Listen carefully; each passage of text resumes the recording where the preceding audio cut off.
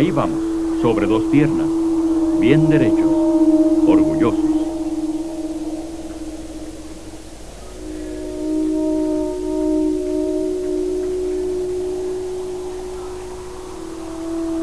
¿Acabamos de salir de la oscuridad del pasado a la brillante luz diurna de la conciencia? ¿Fueron estas nuestras madres quienes nos dieron la vida que tanto apreciamos?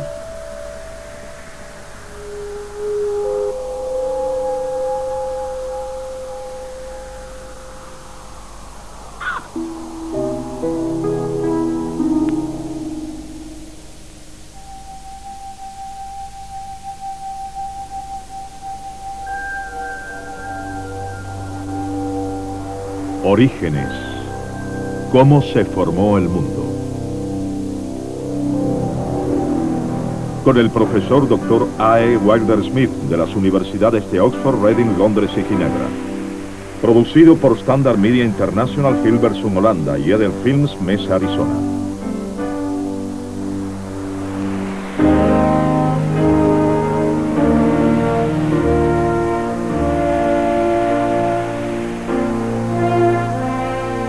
El origen de la humanidad.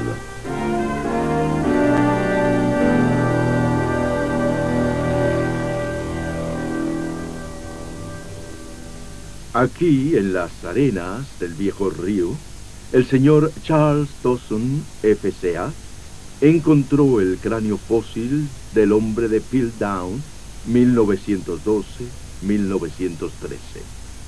Al hombre siempre le ha interesado el problema de su procedencia.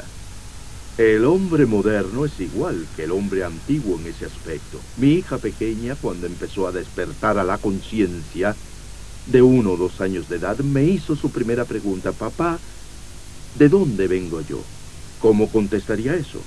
Bien, los materialistas y biólogos han dicho que el hombre proviene por evolución de animales, y se ha intentado encontrar eslabones perdidos entre los animales y el hombre.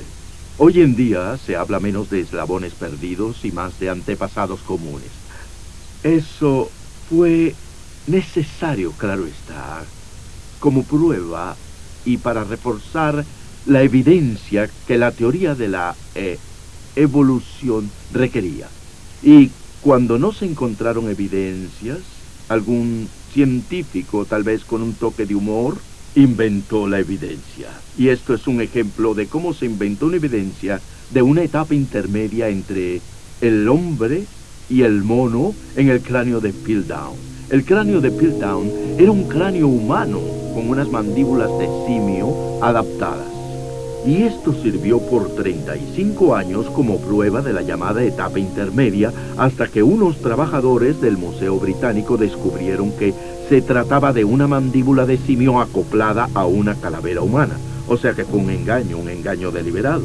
Y ha habido otros casos parecidos, el hombre de Nebraska, pero no vamos a ocuparnos de las evidencias falsas hoy, sino que veremos evidencias que han sido intermediarios reales entre el hombre y los animales. En todas partes del mundo, el hombre ha buscado alguna evidencia que pruebe definitivamente la evolución del hombre a partir del reino animal.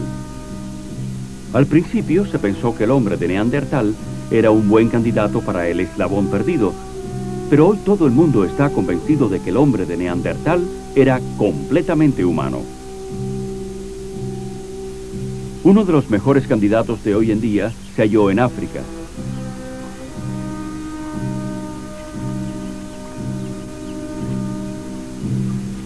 En 1959, en el desfiladero Olduvai, en Tanzania, bajo el sol ardiente, Mary y Louis Leakey por fin encontraron lo que habían estado buscando.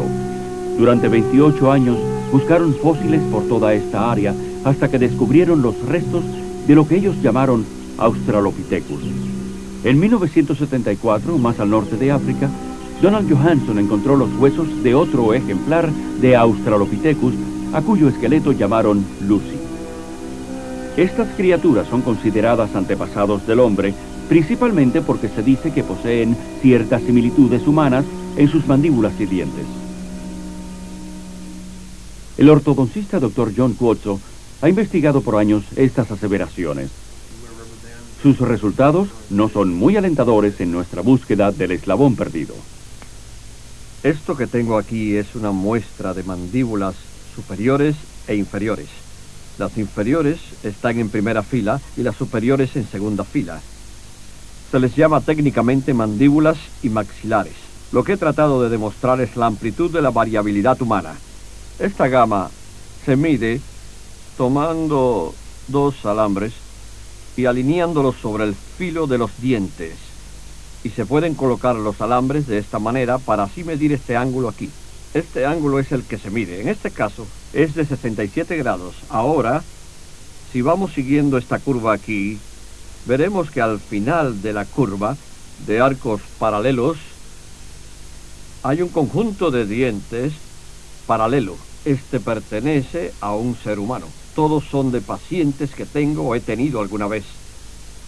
Estos dientes de niña muestran un ángulo de 10 a 12 grados entre las dos filas de sus dientes inferiores. Se parece mucho a esta mandíbula inferior de un chimpancé, un joven chimpancé. Como pueden ver, se parecen mucho, son muy similares, muy similares. Entonces, al ver esto, muchos han tratado de afirmar que se pueden identificar las distintas especies por medio de estos ángulos. Pero yo les deseo aclarar que la escala de variabilidad humana es tan amplia que se hace muy difícil partir de las mandíbulas superior e inferior para extrapolar y afirmar que uno tiene una especie determinada. Por lo tanto, cuando examino un cráneo, por ejemplo, el Australopithecus, cuya calavera tiene la configuración de un simio, mientras que los dientes parecen muy humanos, no puedo tratar de catalogar las especies por sus dientes, o por si la forma del arco es humanoide, o de un hombre, o un mono, u otro simio. ¿Fue el Australopithecus uno de los antecesores del hombre moderno? Vayamos a Londres y escuchemos lo que una autoridad en fósiles del supuesto hombre mono tiene que decirnos. El doctor Malcolm Bowden. Numerosas medidas se realizaron de los huesos de este Australopithecus y se compararon por computadora con otros de simios y de seres humanos, Homo sapiens. Y siempre las medidas se aproximaron mucho más a las de los simios que a aquellas de los humanos. Y de hecho, Oxnard, quien realizó este experimento y realizó mediciones, llegó a la conclusión de que dudaba que hubiesen vínculos entre los huesos del Australopithecus y los del Homo sapiens. Y ello fue respaldado por los estudios de Sir Soles Zuckerman. Él también realizó numerosos exámenes y pruebas y medidas de estos huesos del Australopithecus y afirmó que nuestra supuesta relación con el Australopithecus no está basada en los hechos, sino en la especulación. La evidencia muestra claramente que el Australopithecus solo fue una variedad de simio en extinción, y nada más. El nombre Australopithecus, de hecho, significa simio del sur.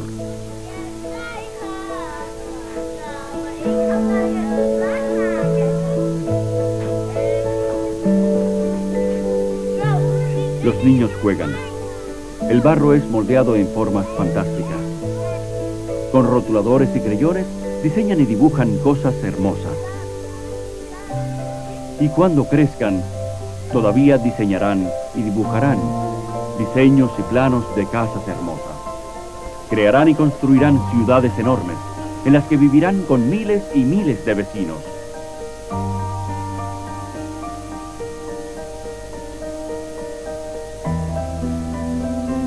Su genio técnico puede aparentemente conseguirlo todo, hasta volar más alto y más rápido que los mismos pájaros.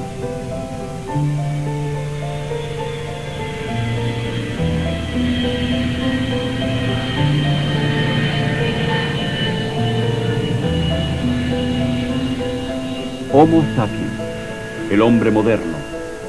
¿De dónde procede? Además de los hallazgos del Australopithecus en África, en Tanzania por los Leakey y en Etiopía por Johansson, existen otros restos de lo que una vez se creyó que podía ser el eslabón entre el hombre y el mono, el Homo erectus. Algunos fósiles descubiertos cerca de Pekín, entre 1920 y 1940, fueron clasificados como Pithecanthropus pekinés, pero más tarde se les rebautizó como Homo erectus. El descubrimiento consistió en 14 cráneos, o fragmentos de cráneos más bien, de los cuales solo 5 se pudieron reconstruir lo suficiente como para poder determinar su capacidad cerebral. Esta fotografía muestra uno de los cráneos más completos y es el cráneo número 11. Y aquí se puede apreciar el yeso que se utilizó para completar los pedazos rotos. A este cráneo en particular se le agregaron aquí algunos huesos faciales encontrados a varios metros de distancia. El cráneo fue totalmente reconstruido y esta mandíbula vino de un lugar de la excavación a más de 25 metros de distancia. Sobre este cráneo básico se modeló la cara de una mujer y le llamaron al cráneo Nelly. Bien, esta foto y esta reconstrucción fueron las que recibieron una gran publicidad. Pero me pregunto cuántas personas se dieron cuenta de que todo estaba basado en un cráneo sumamente roto y reconstruido de esta manera. No solo fueron los cráneos reconstruidos en base a unos pocos fragmentos, sino que los rostros más o menos humanos fueron el resultado de la imaginación de un artista. Cuando los artistas trabajan sobre huesos de simios, usualmente tratan de hacer que la reconstrucción tenga un aire lo más humano posible, para que tenga esa apariencia especial que hace que parezcan encajar perfectamente dentro del esquema de la evolución.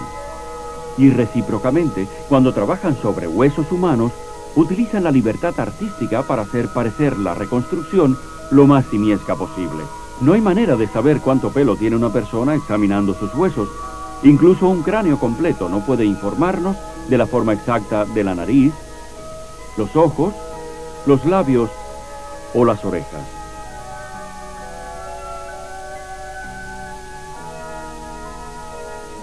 Además de los fragmentos de cráneos simiescos encontrados cerca de Pekín, en China, los investigadores encontraron también restos del hombre moderno y de fuego. ¿Qué significado tiene eso para el hombre de Pekín? El fuego, el cuarzo y los huesos, todo indica que también humanos habitaron este sitio de Pekín. Y cuando estos hombres se internaban en los bosques en busca de carne, mataban antílopes y renos y lo que encontraran, y lo traían a la cueva por su carne. Cortaban la carne y el resto lo arrojaban a la hoguera. Ahora bien, si capturaban un mono, la carne de mono es muy dura de comer.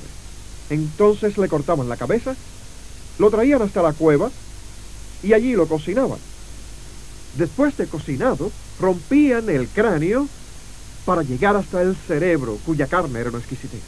Y el resto, los pedazos del cráneo, los arrojaban al fuego, mezclándose con los huesos de otros animales donde fueron encontrados. Y tal vez, varios siglos después, los expertos aparecieron en el panorama y al encontrar esos huesos de monos, los juntaron para hacer una reconstrucción y proclamaron haber encontrado otro eslabón perdido, el hombre de Pekín. ¡Qué lástima! La bella figura de Nelly no es más que la de un simio ya extinguido. Pero examinemos otros intentos para encontrar lazos entre el hombre y el mono.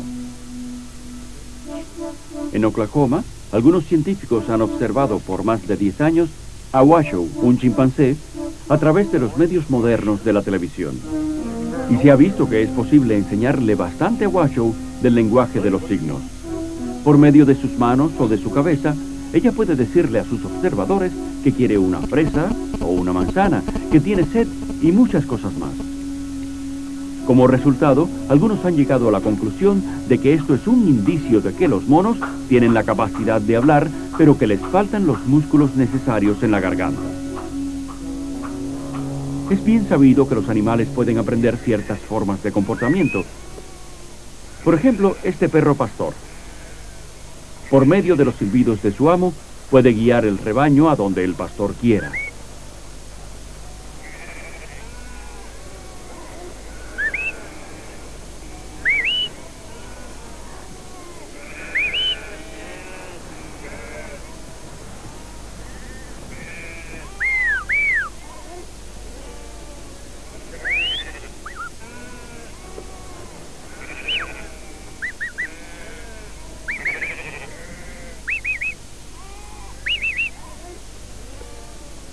¿Pero son acaso las reacciones aprendidas a señales una verdadera capacidad cerebral para el habla y el pensamiento coherente? Desde luego que no. El espacio entre el hombre y los animales es demasiado grande para establecer un puente. La gran dificultad está en que hay un gran vacío entre el hombre y los animales. El hombre posee una computadora que controla su lenguaje y tiene un centro del habla en su cerebro que los animales no tienen. Mucha gente protestará al oír una afirmación como esta. Un animal puede aprender un vocabulario. Un perro puede aprender los silbidos del pastor y reaccionar de acuerdo a ellos y comunicarse así entre ambos. Pero un delfín también puede aprender el lenguaje de los signos. Un mono, guacho, por ejemplo, en América, ha aprendido el lenguaje de los signos. Un animal puede aprender un vocabulario, pero no puede aprender la gramática del mismo. Y esa es la gran dificultad, porque necesita una computadora muy compleja para hacerlo. Y no se han encontrado etapas intermedias en las que veamos al hombre como un animal que sí habla, ni como un animal que no puede hablar. El espacio es muy grande, pero aún así hay quien busca seres intermedios entre los animales y el hombre en los círculos científicos de hoy.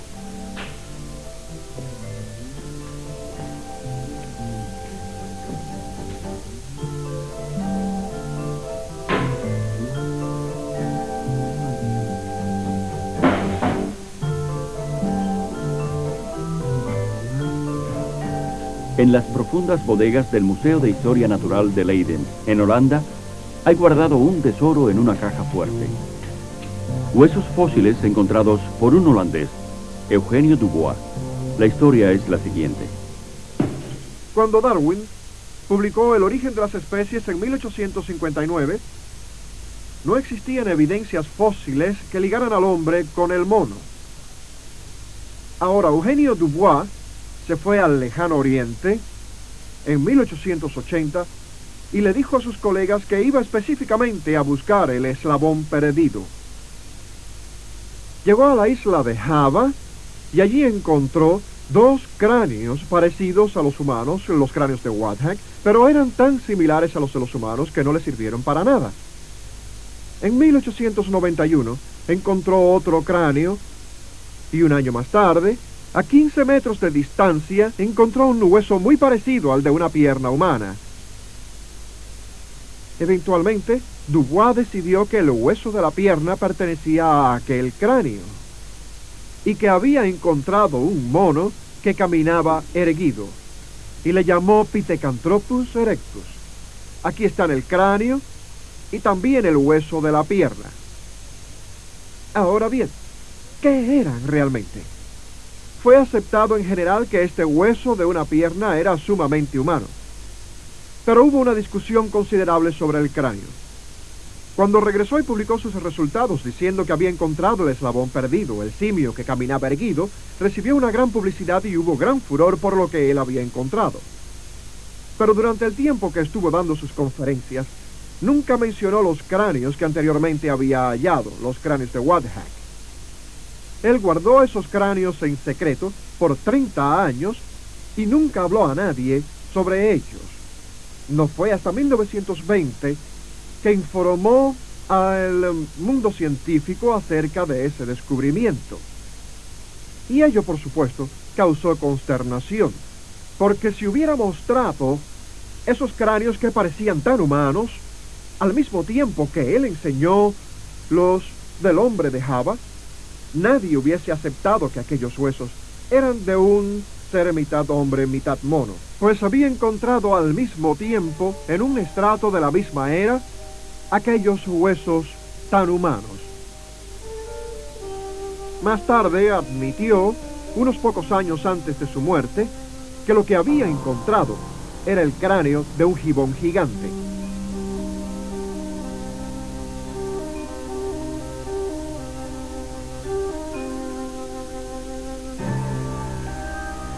Algunos fragmentos de un extinguido gibón gigante de Java. Restos de un simio sureño, Australopithecus, encontrado en África. Y los hallazgos de Leakey y Johanson, quien llamó a su Australopithecus etíope Lucy, todos en una mesa. Estos y algunos otros descubrimientos similares son el resultado principal de la búsqueda del eslabón perdido del hombre. Todos estos fragmentos fósiles que hemos visto hasta ahora, yo los consideraría de simios, y en ellos incluyo el Australopithecus, el hombre de Pekín y el hombre de Java, clasificados como Homo erectus, y los descubrimientos de Johanson en Etiopía. Todos son simplemente monos.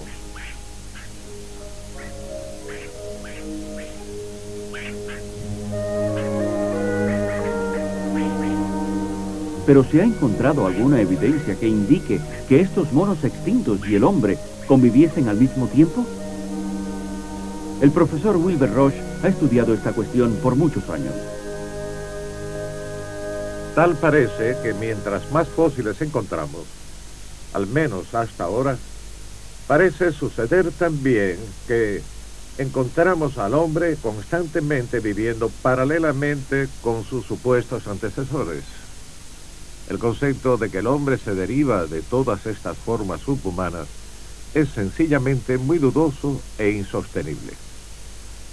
Por el contrario, se observa un desarrollo paralelo y hay constancias de que el hombre consistentemente existió al mismo tiempo que sus supuestos antepasados, con estas formas definitivamente humanas, independientemente de la época.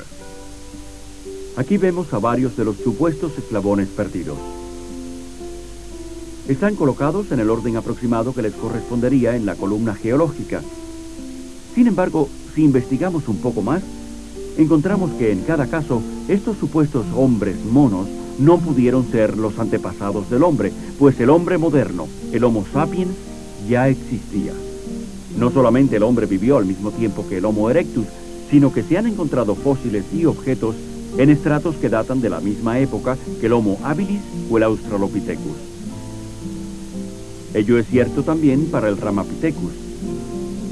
Parece cada vez más obvio que ninguna de esas criaturas pudo ser el antepasado del hombre, pues este ya existía.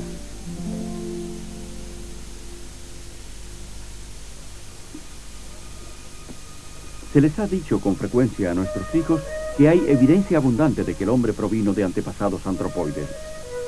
Se les muestran dibujos imaginativos que dicen mostrar exactamente cómo eran esos antepasados. Pero ¿dónde están los hechos? ¿El hombre evolucionó? Si lo hizo, no parece haber evidencia de ello en el registro fósil.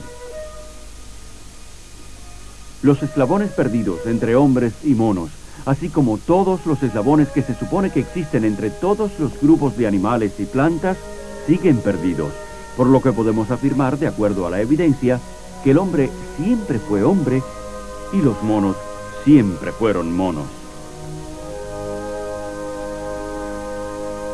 Ante la falta de pruebas fósiles que respaldan la transición del mono al hombre, los antropólogos han vuelto su mirada a un nuevo campo de investigaciones llamado taxonomía molecular, Los investigadores han encontrado que las bandas de cromosomas y algunas proteínas de la sangre humana y de los chimpancés son bastante parecidas.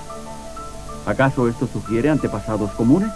No necesariamente, ya que hay otras explicaciones lógicas para tales similitudes. Sería totalmente lógico que el creador usara diseños similares para estructuras destinadas a servir propósitos similares.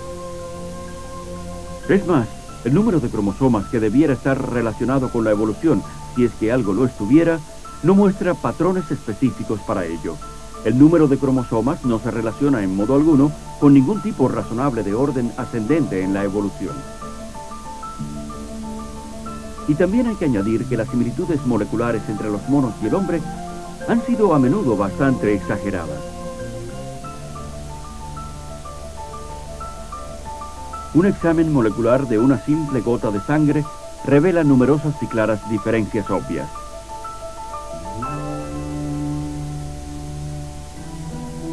El hombre es, sin lugar a dudas, único en este mundo y es enormemente distinto a cualquier animal.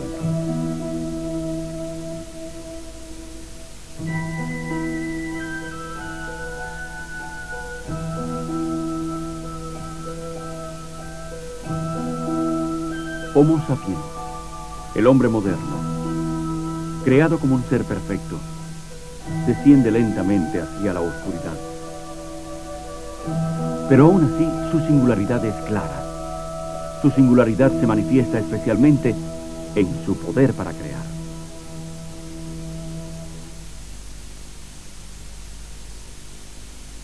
Y esa creatividad, aparte de las disonancias que pueda acarrear, es la mejor evidencia de que el hombre fue creado a la imagen de Dios.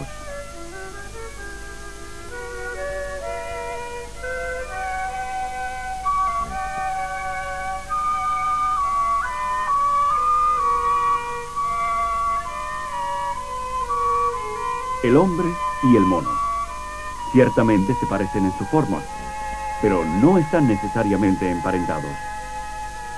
El profesor Wilder Smith. Toda la evidencia que tenemos a mano por el momento conduce al hecho de que hay monos extinguidos y monos en existencia y hombres extinguidos y hombres vivos, monos más inteligentes y otros monos menos inteligentes, y lo mismo podemos decir del hombre. Pero nunca los dos se encontrarán. Los monos seguirán siendo monos y el hombre seguirá siendo hombre. Si van a un parque zoológico y se detienen ante la jaula de un chimpancé, verán a la gente pararse allí y reírse de ellos debido al parecido. Ciertamente hay una semejanza, pero no se dejen engañar por las semejanzas, pues estas provienen tan solo del hecho de que un creador común nos hizo a todos. Y yo personalmente creo que los genes, que son los planos detallados de las diversas clases y especies vivas, solo pudieron surgir de un creador que los hizo a todos, y es por eso que vemos las similitudes y analogías que encontramos hoy en biología.